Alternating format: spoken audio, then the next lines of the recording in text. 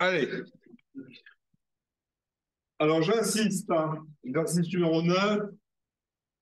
Je vais bien centrer le truc.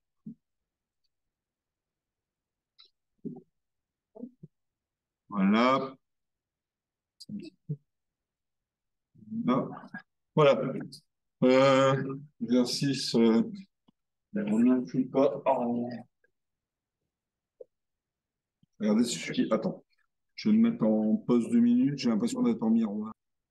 Voilà. Là, exercice numéro 9. Exponentielle,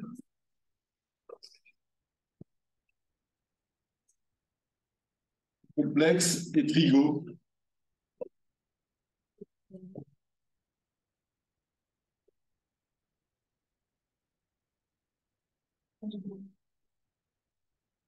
Et trigonométrique. Alors, en maths, on travaille. Alors, première chose, en maths, on travaille avec I au carré égale moins 1. En physique, on travaille avec J. Parce que vous verrez, quand je vais faire le cours d'optique ondulatoire, on va trouver des intensités lumineuses. Donc, il ne faut pas confondre avec I, on travaille avec J. Donc, il ne faut pas vous laisser impressionner par ça, mais ça arrive souvent. Pas surtout en physique. Donc, maintenant, complexe conjugué. Donc, premièrement, exponentielle de J alpha cos alpha plus J sinus alpha. D'accord? Tout le monde comprend ça ou pas? Oui. Hein? Et donc, deuxièmement, donc ça c'est Z. Le complexe conjugué, bah, c'est tout simplement cos alpha moins J sinus alpha. Et ça, c'est exponentiel de moins J alpha. Oui. Ah oui, autant pour moi. C'est Z. Autant pour moi. Donc ça, c'est Z. Et ça, c'est Z bar. Complexe conjugué. Hein. Bon, je vous rappelle également qu'on peut écrire directement cos moins alpha plus J sinus moins alpha, mais je vous rappelle, la fonction cosinus est une fonction paire, et la fonction sinus est une fonction impaire. Rappelez-vous le cercle trigonométrique. Hein. OK?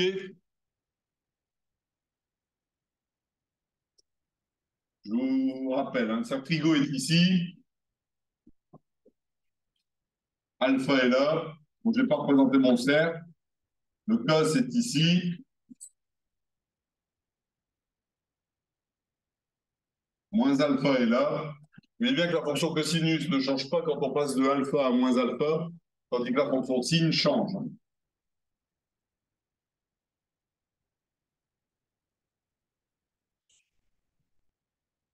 OK?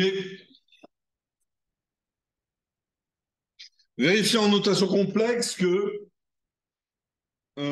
troisièmement, j'ai fait une faute de numérotation aussi. Que sinus carré plus cos carré égale 1. Regardez, vous faites le produit, je vous montre. Hein. Vous faites ça fois ça. Il y a de plus simple. Voilà. Ça fait cos alpha plus J sinus alpha, facteur de cos alpha moins J sinus alpha. Je vous rappelle également que la notation complexe en termes exponentiels possède les mêmes propriétés aussi bien en notation complexe qu'en notation réelle. Quand vous multipliez deux exponentielles entre elles, vous additionnez les exposants. Quand vous faites le rapport de deux exponentielles, vous faites la soustraction. D'accord? Donc, ce que je vous ai dit là, c'est également valable pour les nombres complexes. Je zoome exprès, voilà. Tout le monde voit? Donc, si je fais le produit, ça fait exponentielle de 0. Ça, c'est A plus B, facteur de A moins B. Autrement dit, A carré moins B carré. Et comme j carré égale moins 1, bah, ça va vous faire exponentielle de 0, ça fait 1, et vous démontrez de manière très simple que c'est égal à cos carré alpha plus sinus carré alpha. Relation que vous pouvez en démontrer également par application du théorème de Pythagore dans le triangle rectangle associé au cercle trigonométrique. Je vous rappelle, le cos, vous l'avez ici. Le carré de l'hypoténuse, cercle trigonométrique, c'est un cercle de rayon 1. Le carré de l'hypoténuse est égal à la somme des carrés des deux côtés d'angle droit. Autrement dit, 1 au carré, ça fait 1, égale cos carré plus sinus carré de l'angle. C'est clair ou pas? Voilà. Quatrièmement, continue. Mon cheminement intellectuel.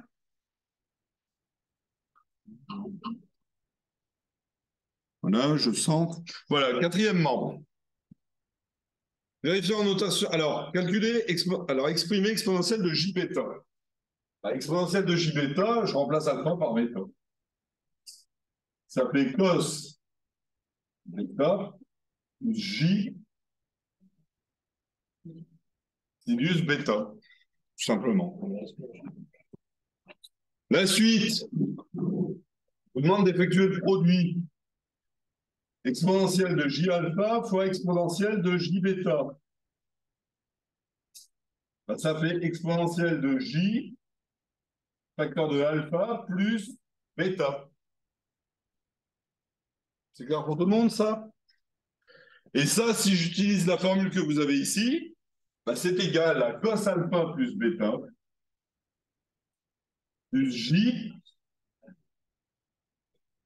sinus alpha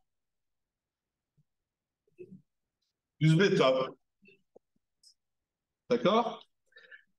Mais alors, qu'est-ce que je vais faire? Ça, c'est également égal au produit des deux. Autrement dit, si je fais le développement de ça, ça fait exponentielle de j alpha, je l'ai ici. Donc, ça fait cos alpha plus j sinus alpha, facteur de cos bêta plus j sinus bêta. Donc, vous faites le développement de ces deux expressions. Une petite séparation. Donc, ça vous donne quoi? Ici. Cos alpha, cos bêta. Plus j facteur de cos alpha sinus bêta plus j. Alors, je mets j en facteur tout de suite. Hein. Sinus alpha cos bêta plus j carré. Mais j carré, ça fait moins 1. Donc, moins 1 facteur de sin alpha sin bêta. Le moins 1 que vous avez ici, c'est le j au carré qui provient de là. Ça va? C'est clair pour tout le monde ce que je viens de faire? Oui ou non? Vous avez compris? Et vous?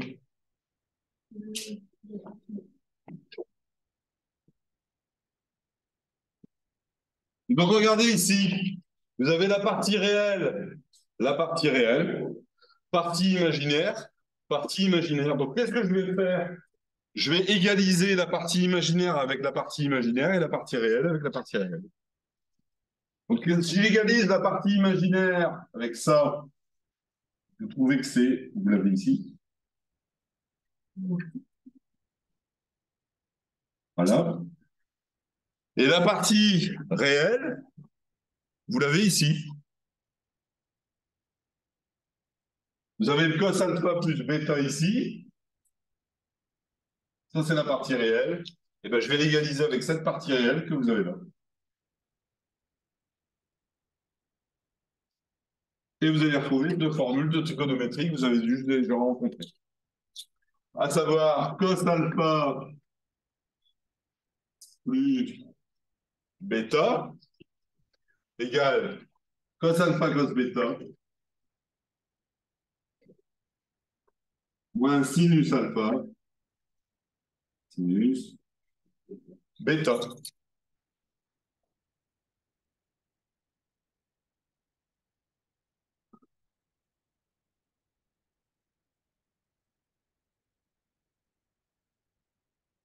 Et donc, si maintenant j'égalise les parties imaginaires, bah, vous allez trouver sin alpha plus bêta égale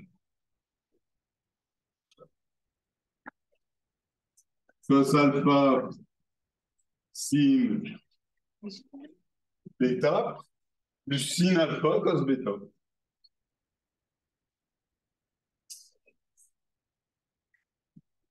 Voilà. Deuxième formule de trigonométrie que vous avez déjà rencontrée. C'est dans le formulaire que vous avez donné, mes collègues.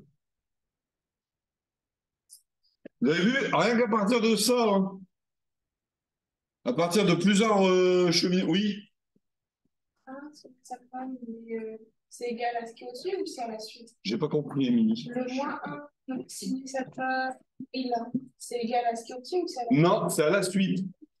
Enfin, j'ai fait, en fait, si tu veux, j'ai fait mon développement ici. Et donc, tu as cos alpha, cos bêta, tu as la partie imaginaire ici, en mettant j en facteur, et il me reste le dernier terme, plus j carré sin alpha sin bêta. J carré sin alpha sin bêta, ça fait moins 1, parce que j carré égale moins 1. D'accord?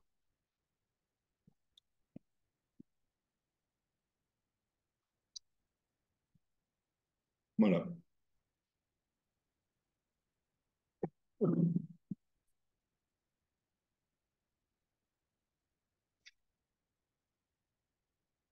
Je vais vous faire maintenant la suite, c'est-à-dire la linéarisation de certaines fonctions trigonométriques.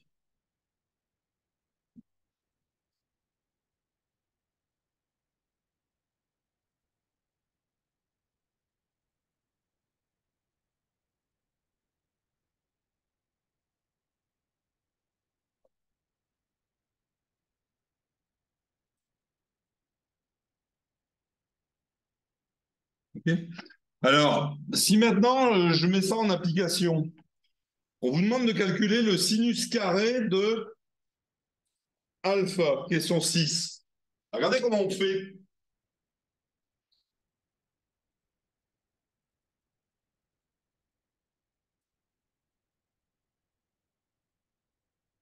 Ah oui, j'ai oublié de le faire. Alors, sin alpha, si on le fait, bah regardez, si je prends. Alors, oui, j'ai oublié de le faire. Regardez. Je prends ça plus ça. Je fais la différence. Regardez. Sinus alpha, ça va être égal à quoi? C'est exponentielle de j alpha moins exponentielle de moins j alpha sur 2j. De même que le cos alpha, c'est quoi? C'est la somme.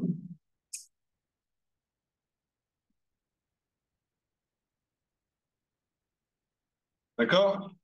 Alors, comment on fait pour obtenir ça? Bah, regardez, j'ai oublié de le faire.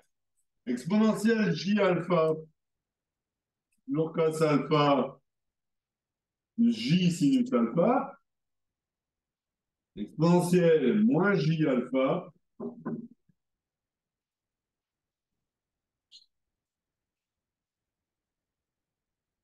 Si je fais la somme, qu'est-ce qui se passe? J moins J, ça disparaît. Vous allez avoir 2 cos alpha qui va être égal à la somme de ça et ça. Donc vous tombez là-dessus.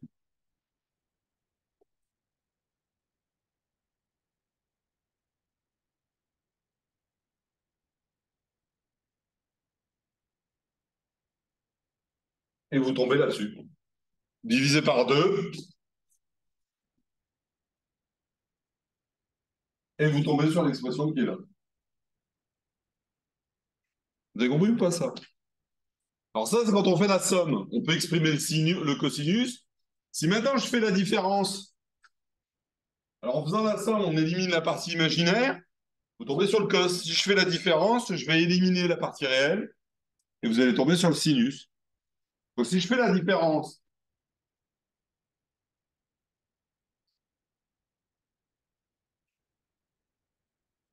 vous allez avoir exponentielle de J alpha moins exponentielle de moins J alpha, qui va être égal à 2J sinus alpha. Vous divisez par 2J, ici et là, et vous tombez sur l'expression que vous voulez. Vous avez compris? Je devais le faire à la question 1, je ne sais pas. Est-ce que c'est clair ce que je vous raconte là? Oui? Vous avez des questions à poser ou pas? Non. Question 6.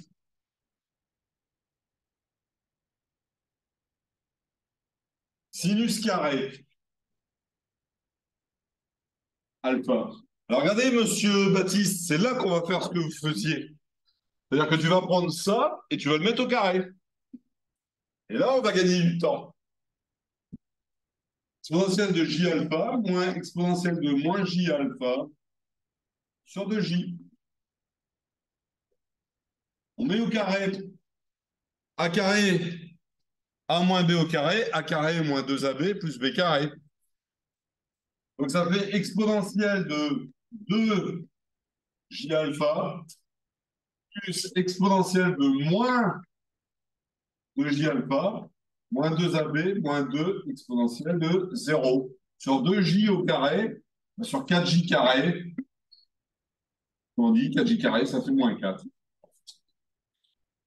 OK ou pas? Et une fois que vous avez fait ça, l'exponentielle de 2J alpha, bah c'est quoi? C'est cos 2 alpha plus J sinus 2 alpha plus cos 2 alpha moins J sinus 2 alpha. 2 exponentielle de 0, bah, ça fait moins 2. Le tout divisé par moins 4. D'accord? Regardez les parties imaginaires disparaissent. Cos 2 alpha plus cos 2 alpha, ça fait 2 cos 2 alpha. Et donc finalement, sinus carré va être égal à quoi? 2 cosinus 2 alpha moins 2 sur moins 4. J'aime pas me balader avec les nombres négatifs, donc ce que je vais faire, c'est que je vais tout diviser par 2. Ça fait 1 moins cos 2 alpha sur 2.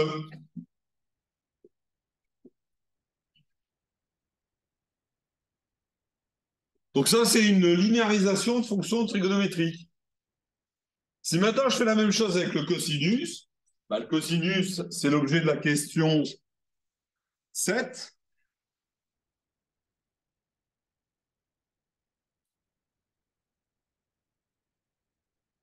Vous allez avoir cos carré alpha qui va être égal à exponentielle de j alpha plus exponentielle de moins j alpha sur 2, le tout au carré. Donc, exponentielle de 2j alpha, donc a carré, plus 2ab, 2 exponentielle 0, plus exponentielle de moins 2j alpha sur 2 au carré, sur 4. Et donc, je recommence. Ça va me faire ici cos alpha, cos 2 alpha, pardon, plus j plus 2 alpha, plus 2. Alors, je vais mettre tout ça entre crochets, plus cosinus 2 alpha, moins j sinus 2 alpha, de tout divisé par 4.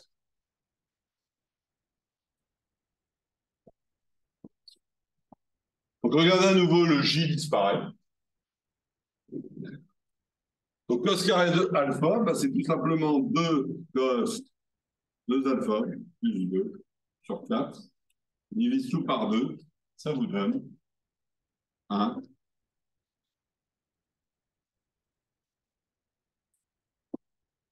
Et vous avez cos carré.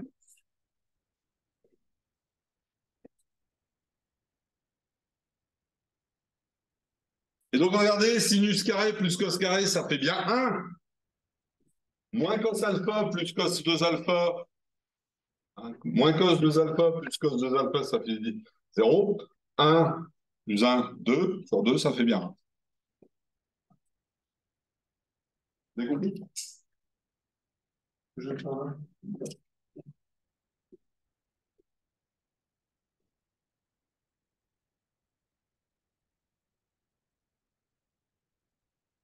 Donc tout ça, c'est un formalisme extrêmement puissant en physique, en optique, en électricité. Ça permet de calculer les torsions efficaces, les intensités efficaces. Enfin,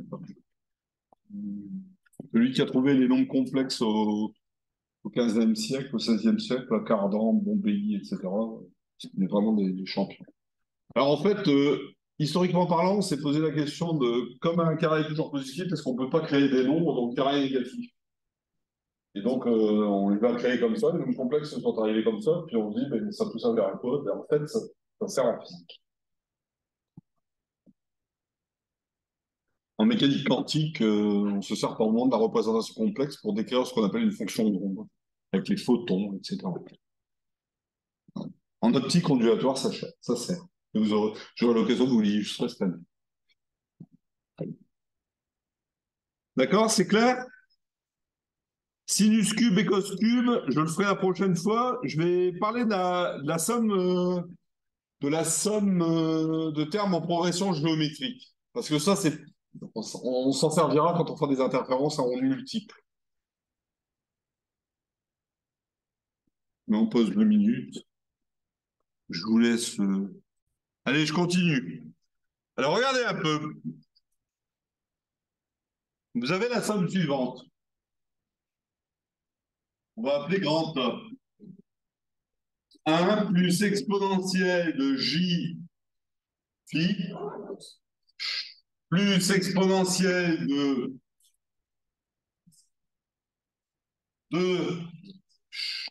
J phi plus exponentielle de 3J phi plus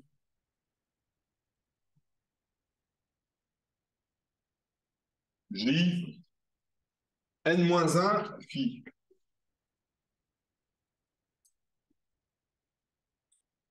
Donc, qu'est-ce que vous reconnaissez? Ben, vous pouvez remarquer que je vous donne la formule d'une progression, d'une somme de termes en progression géométrique. Hein. Je vous explique. 1 plus Q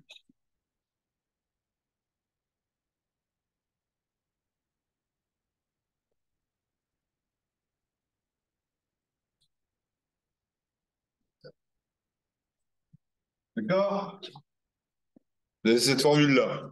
C'est une somme de termes en progression géométrique. Au lycée, normalement, vous avez dû en entendre parler. Pardon? Oui. Bon, ici, c'est juste complexe. Ben, si vous regardez bien, avec les propriétés, ça, c'est exponentielle de J phi au carré. Ça, c'est exponentielle de J phi au cube. Et le dernier terme, c'est exponentielle de J phi à la puissance n moins 1. Donc, si vous faites l'analogie avec ce que vous avez dans la formule précédente, Q, c'est la raison de la suite géométrique. Je vous rappelle qu'une suite géométrique, vous avez un premier terme et le terme suivant se déduit par une relation de récurrence de la forme U de n plus 1 égale Q fois U de n. Alors, vous avez vu ça au lycée, normalement. Moi, je ne sais pas, ça se fait où? Ça se fait en maths expert, ça aussi? Non, maths compo. Donc voilà. Donc si j'applique avec J phi, bah, vous allez avoir A qui va s'écrire sous la forme 1 moins exponentielle de J n phi sur 1 moins exponentielle J phi. Tout simplement. Donc ça, c'est la question 10. Ça, c'est la 11. Voilà.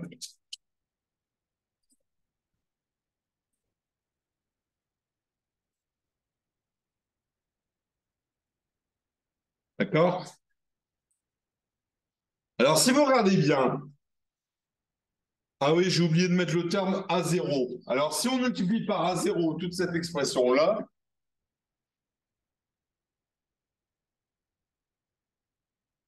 A0, je vous expliquerai l'origine physique. Vous allez multiplier ici également par A0. Donc là, vous allez avoir A0 aussi. D'accord? J'ai perdu personne? Je vais voir une constante. Alors le A0, je vous dirai, c'est l'amplitude de l'onde. Est-ce qu'on verra ça au dernier chapitre de psycho avec les réseaux par transmission. On appelle les interféromètres à ondes multiples. Et chaque chose en son temps. Alors, une fois que vous avez ça, on vous demande le complexe conjugué. Oui? Oui. Si on nous demande le calcul A0, c'est le flux qui sera égal à 0. C'est l'amplitude de l'onde. Ça, je t'en parlerai en physique. D'accord? J'ai oublié de le mettre dans le sujet, Atma. C'est une constante, si tu veux. Donc, on appelle 1, 1, 2, ce que vous voulez. En fait, on verra que c'est l'amplitude du champ électrique. Le E0. Le E0, cosinus oméga t moins kx. Et comme vous avez un cosinus, on peut mettre une représentation complexe derrière parce que le cosinus, c'est la partie réelle de l'exponentielle complexe. Ça va être ça, le lien. Alors, ce dont je vous parle là, c'est ce qu'on appelle le modèle scalaire de la lumière et c'est Fresnel qui l'a inventé. Fresnel, Augustin Fresnel, que vous avez vu dans la petite vidéo sur les atomes, enfin sur l'histoire de la lumière. Augustin Fresnel. Donc, je finis. Regardez bien. Je vais prendre le complexe conjugué. Parce que ça, c'est l'intensité lumineuse. Question 12. L'intensité lumineuse, ben, ça n'est rien d'autre que l'amplitude totale fois l'amplitude conjuguée. Et donc ici, ben, je vais prendre le complexe conjugué de ça. A bar. Alors, c'est quoi le complexe conjugué A bar? Ben, c'est A0. Le complexe conjugué de 1, ben, c'est 1. Et ici, ben, je vais avoir moins Jn phi sur 1 moins exponentielle de moins J phi. Est-ce que vous êtes d'accord avec ça?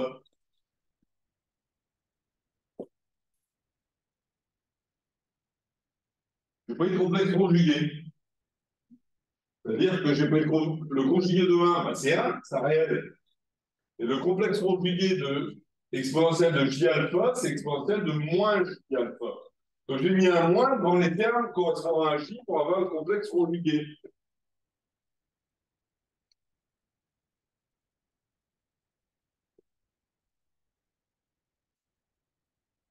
Et regardez ce que je vais faire ça fois ça.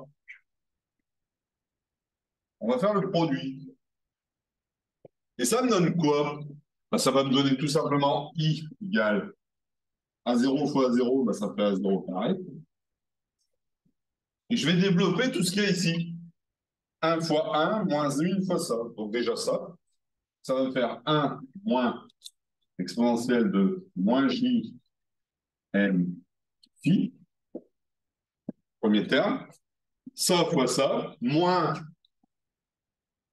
exponentielle de J n phi. Ça fois ça, moins par moins plus exponentielle de 0. Voilà, ça fait 1. Donc ça, c'est mon numérateur. Et dans mon dénominateur, ben, qu'est-ce que je vais avoir? Je vais avoir le même style. 1 fois 1, 1. 1 moins exponentielle de moins j phi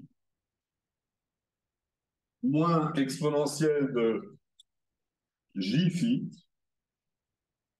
plus exponentielle de 0. Est-ce que vous êtes d'accord avec ça? De la double distributivité. Hein. A plus B facteur de C plus D, etc. Bon, maintenant que ça se termine, hein, c'est bientôt fini. I égale quoi? Je continue. A0 au carré. Facteur de quoi? Exponentielle de 0, ça fait 1. 1 plus 1, 2. Moins. Alors regardez bien ce que je vais faire ici. Vous avez un moins ici, un moins là. Donc, je vais ouvrir une parenthèse. Exponentielle j phi, jn phi, plus exponentielle de moins j n phi. Est-ce que vous êtes d'accord avec ça? D'accord. Et donc, je vais avoir la même chose en dessous.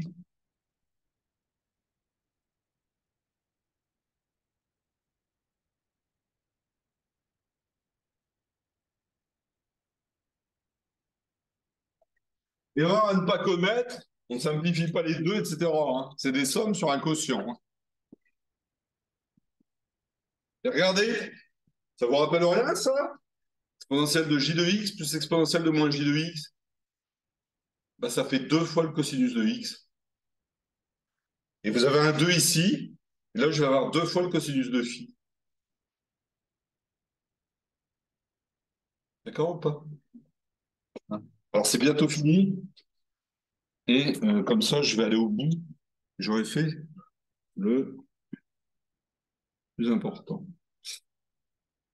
Je me mets sur le en droite, j'ai bientôt fini. Alors, regardez bien, qu'est-ce qu'on avait vu tout à l'heure?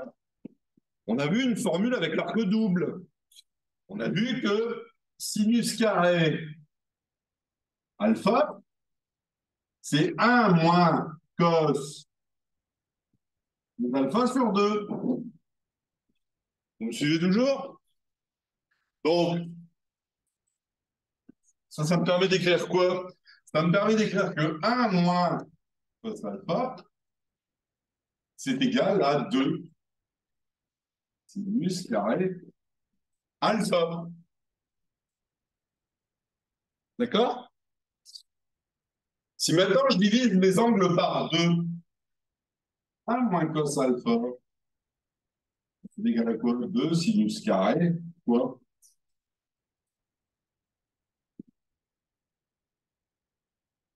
Je divise par 2 ici. Hein. Au lieu de mettre 2 alpha, je mets alpha, je vais mettre quoi à côté? Un demi. Donc sinus carré de alpha sur 2. Vous êtes d'accord avec ça? Mais regardez, si je reprends cette expression-là, mon intensité, c'est quoi? Il y a un 0 carré, facteur de 2. Alors, moins exponentielle, on a vu aussi que je vais le mettre où? Je vais le mettre ici. On a vu que cos alpha, 2 cos alpha, c'est exponentielle de j alpha plus exponentielle de moins j alpha. Vous êtes d'accord avec ça? On l'a vu précédemment. Regardez, on a exactement la même chose ici. On a exactement la même chose là. Et il y a un 2. Donc je vais pouvoir le mettre en facteur. Et donc je vais avoir 1 moins quelque chose. Et donc je vais pouvoir tout simplifier. Et donc ça me donne quoi? 2 facteurs de quoi? Moins 2 fois le cosinus de n. Ça, c'est ce que vous avez ici.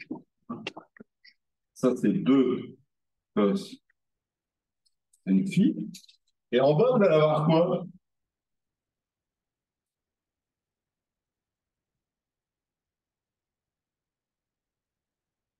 Vous êtes d'accord avec ça? Oui ou non? Et regardez, alors maintenant, ça devient carrément sublime. J'ai 2 ici, j'ai 2 là, j'ai 2 ici, j'ai 2 là. Je vais le mettre en facteur. En haut et en bas. Ça fait 1 moins cos n phi. Je le mets en haut, je le mets en bas en facteur aussi. 1 moins cos phi. Vous me suivez toujours? Vous me suivez toujours ou pas? Ça simplifie. Et regardez, vous avez vu le lien avec ce que j'ai encadré ici? Ben, le haut, ça va être égal à quoi? Ça va faire 2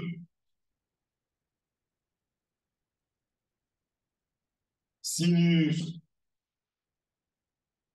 carré n sur 2 sur 2 sinus carré. Sur 2. Et là, on a fini parce que regardez, le 2 se simplifie encore. C'est puissant, hein, le formalisme avec les nombres complexes. Alors, ça, c'est une formule qu'on verra en optique. Vous avez la démonstration, je ne vous la demanderai jamais, la démonstration. Hein. Mais ça permet de justifier beaucoup de choses. Qu'est-ce que ça permet de justifier par ailleurs? Vous avez fait le TP avec la spectroscopie en première série, avec les réseaux. Vous avez vu le TP avec la spectroscopie? Vous avez vu les spectres de Ray? Hein? Mais qu'est-ce qui se passe si je fais la représentation graphique de cette courbe qui est là? Le A0, on va l'appeler I0. Donc ça va être le sinus carré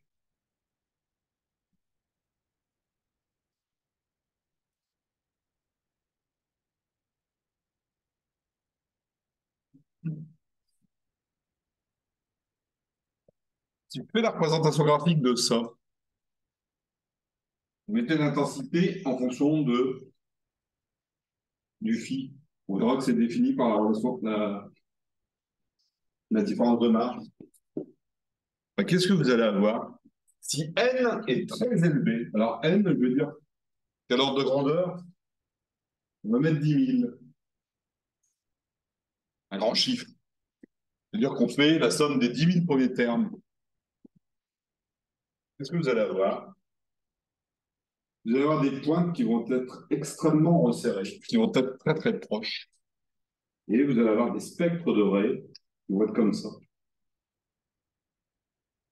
Ils vont être équidistants, avec les différents ordres du réseau, on le verra. Et bien ça, c'est quoi? C'est les spectres d'émission des vapeurs atomiques qu'on observe au fond du goniomètre, ou au fond du goniomètre à réseau. Et ben, les spectres de Ray sont très fins à cause de cette formule. Et donc, si vous avez un réseau dont le nombre de traits, le n qui est là, en fait, c'est le nombre de traits du réseau. Ouais. Et donc, si on mesure des angles, on peut retrouver les longueurs d'onde. Et donc, si on mesure des angles et qu'on peut retrouver les longueurs d'onde, vous pouvez donc mesurer les longueurs d'onde. Et si vous avez des longueurs d'onde, vous pouvez identifier des atomes. Et ça, c'est la spectroscopie atomique. En plus de chimie, c'est fondamental pour la chimie de déterminer le spectre des atomes. En fait, c'est des sommes comme ça, de termes complexes qui vont ainsi infiniment loin. Mais quand on représente, là, alors ça porte un nom, hein, c'est la fonction réseau. C'est pour votre culture personnelle, je ne vous embêterai pas avec ça. Mais en TP, ça sert énormément. Les spectres de Ray d'émission des atomes, ça vient de là. Ils sont analysés par les réseaux. Voilà, est-ce que vous avez des questions à poser? Oui? Parce que je vais appeler comme ça, j'ai oublié de le marquer dans l'énoncé, c'est tout. Ouais. Oui, monsieur Muller? Le carré? Tu le mets au carré ici, tu le mets entre... Ça, c'est au carré, ça, c'est au carré. Je mets tout entre crochet, puis je mets le carré là. Voilà, je vous remercie de votre attention.